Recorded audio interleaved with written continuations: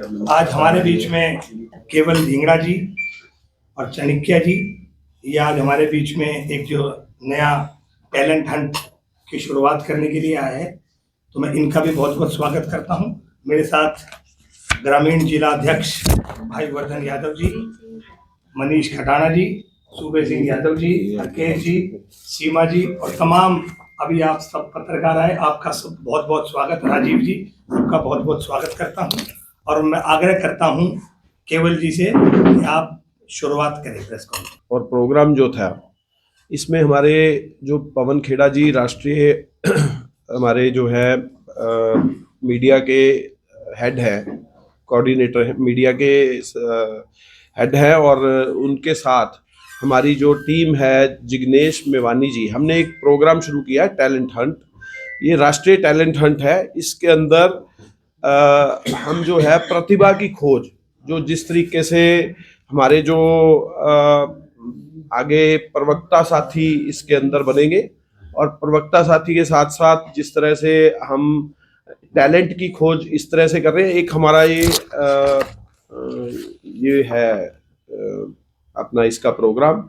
इसमें एक कोड है यहाँ पे, इस कोड के माध्यम से हम जो हर जिले के अंदर इस कोड को स्कैन करेंगे तो फॉर्म आएगा। उस फॉर्म को भरने के बाद हम जो इसके अंदर जो बच्चे इस फॉर्म को भरेंगे, उससे अपने प्रबुद्ध जो प्रतिभावान बच्चे होंगे उनको लेने का काम करेंगे। उसमें चाहे वो प्रवक्ता साथी हो सकते हैं, कंटेंट राइटर हो सकते हैं, और उसके साथ साथ कुछ सोशल मीडिया के अंदर भी हो सकते हैं। तो इस कार्यक्रम को हम करने जा रहे हैं, और पहले हम इसको एक बार जारी कर देते हैं, उसके बाद फिर आगे बात करते हैं। वानी जी जो है हमारे अध्यक्ष हैं इसके, और उसके बाद कोऑर्डिनेटर जो हैं चाणक्य मैम है एआईसीसी से, और हरियाणा के हम 4 कन्वीनर है। मेरे पास जो है एज कन्वीनर 5 जिले हैं, जिसमें एक गुड़गांव है, फरीदाबाद है, पलवल है, और नूह है, और रेवाड़ी है। जिसमें कल मैंने रेवाड़ी और जो है फरीदाबाद प्रेस कॉन्फ्रेंस की जनता को अवगत कराया इस माध्यम को लॉन्च करने के लिए। अब ये हमारा तीसरा प्रेस कॉन्फ्रेंस है, जिसमें मैम भी आई हैं। ये मैम भी आपको इसी बारे में सारी चीज को संबोधित करेंगे। प्रोग्राम के बारे में हम आप लोगों को बता पाए, और आपका धन्यवाद कि आप समय निकाल करके यहाँ पे आए। देखिए, मैं राजस्थान से आती हूँ, और राजस्थान में एक कहावत है कि बोलने वालों के तो बेर बिक जाते हैं और नहीं बोलने वालों के बादाम भी नहीं बिकते। तो बोलने वाले की कीमत हमेशा हर जगह होती है, और जब आप राजनीतिक दल में होते हैं तो आपके अपने मुद्दे, आपकी विचारधारा को जनता के बीच में सशक्त रूप से ले जाने के लिए आपको लोगों की जरूरत होती है। और आज के वर्तमान दौर में जब हम देखते हैं कि पूरी भ्रामक राजनीति चल रही है, अभी आप देखिए कि रिसेंटली जो हमारे रक्षा मंत्री हैं वो बोलते हैं कि महाराणा प्रताप ने जो है बाबर को हरा दिया। तो कोई ये तो वो कॉमन सेंस कोई और ही मतलब वो खुद ही बता सकते हैं कि महाराणा प्रताप तो पैदा भी नहीं हुए थे बाबर के सामने। महाराणा प्रताप के दादा थे राणा सांगा, जो बाबर से लड़े थे। आप ये देखिए कि मतलब हर जगह पे हमारे यहाँ जो मंत्री महोदय हैं वो ये भी कह देते हैं कि भारत का रुपया तो जो है दुबई में चलता है। अब बेचारा आम आदमी जो गांव में रहता है, जो कभी दुबई नहीं गया, वो तो यही मानेगा कि मंत्री जी कह रहे हैं तो चल ही रहा होगा। तो इस तरह की जब भ्रामक चीजें इस देश के अंदर चल रही हैं, तो ऐसे में ऐसे मजबूत लोगों की जरूरत है जो तथ्यात्मक बात जो है जनता के सामने रख सके।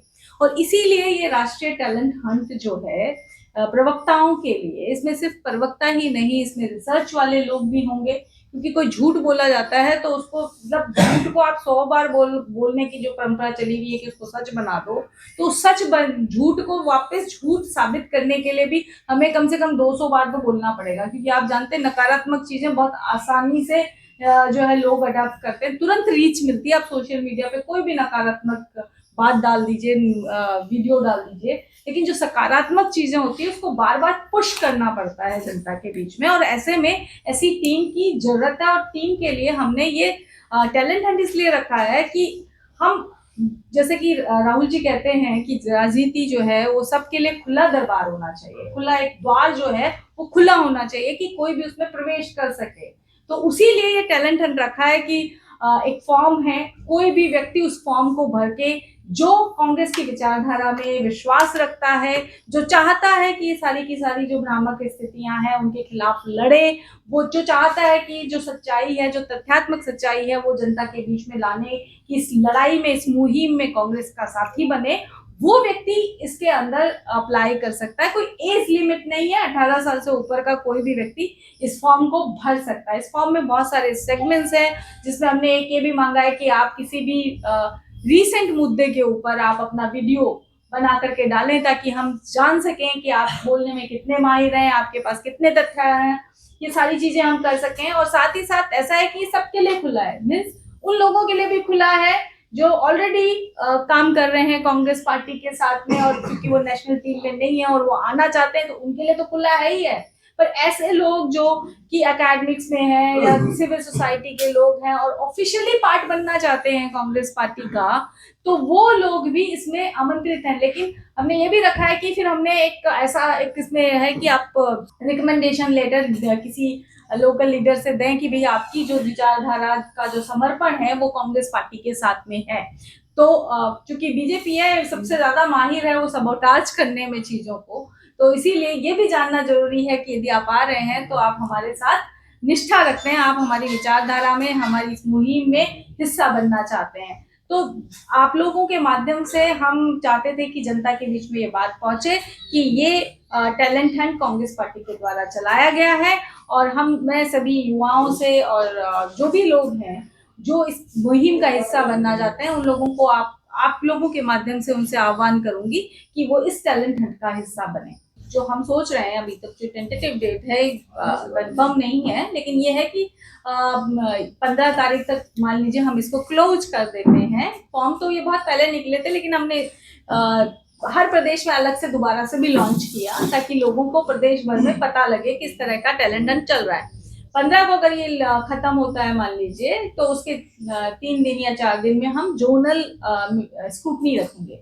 मतलब मान लीजिए जो 5 जिले केवल जी के पास में है, उन 5 जिलों में जितने भी फॉर्म्स आएंगे उन लोगों को हम गुड़गांव में बुलाएंगे, और जो जूरी होगी वो उन लोगों से रूबरू होगी, और रूबरू होने के बाद वो डिसाइड करेगी कि इनमें से कितने लोग हैं जिनको हम नेशनल में काम दे सकते हैं। तो नेशनल में सिर्फ प्रवक्ता ही नहीं, रिसर्चर भी चाहिए, लिखने वाले लोग भी चाहिए, क्योंकि हर व्यक्ति, वो कहते हैं ना ऑलराउंडर तो हर कोई नहीं हो सकता।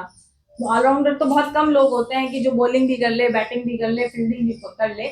और जब आप टीम बनाते हैं तो आपको सब लोगों की जरूरत होती है। तो आपके मीडिया डिपार्टमेंट में भी अलग अलग कामों के लिए अलग अलग लोगों की आपको जरूरत होती है। तो उसके हिसाब से जो लोग नेशनल में काम कर सकते हैं, जो योग्यता रखते हैं, उनको स्क्रूटनी की जाएगी, और स्क्रूटनी करने के बाद में जो जोनल में स्क्रूटनाइज होंगे उनको फिर स्टेट के अंदर मौका मिलेगा। उनकी फिर स्टेट में, जब मान लीजिए सर 4-5 दिन बाद स्टेट के अंदर हम एक इंटरव्यू रखेंगे, वहां पे जो स्क्रूटनाइज होंगे वो मेन सेंटर में जाएंगे, और वहां पे सेंटर की जो हमारे मीडिया टीम है, यानी कि पवन जी हैं, जयराम जी हैं, ये लोग डिसाइड करेंगे कि कौन लोग सेंट्रल टीम में। क्योंकि आप ये देखिए हम मेंबरशिप ड्राइव भी करते हैं।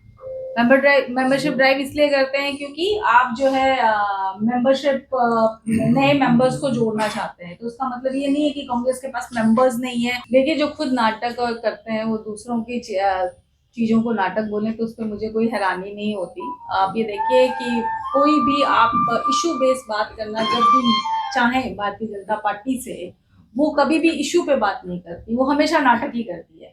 अभी उन्होंने वंदे मातरम पे भी पूरा नाटक किया।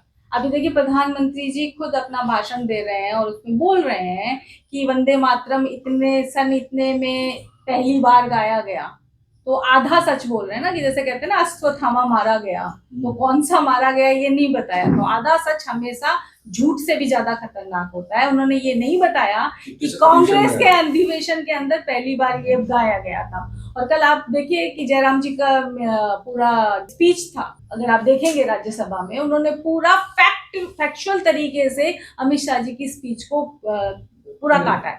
तो आप ये देखिए फैक्ट्स नहीं लाते हैं वो लोग। जो लोग फैक्ट्स नहीं जानते हैं, इतिहास हमेशा कई तरीके से लिखा जाता है, अलग अलग पर्सपेक्टिव हो सकता है देखने का। 1857 को कुछ लोग तो सिर्फ सिपाही म्यूटनी भी बोलते हैं, कुछ लोग उसको स्वतंत्रता संग्राम भी बोलते हैं, पर 1857 हुआ था ये तो फैक्ट है ना।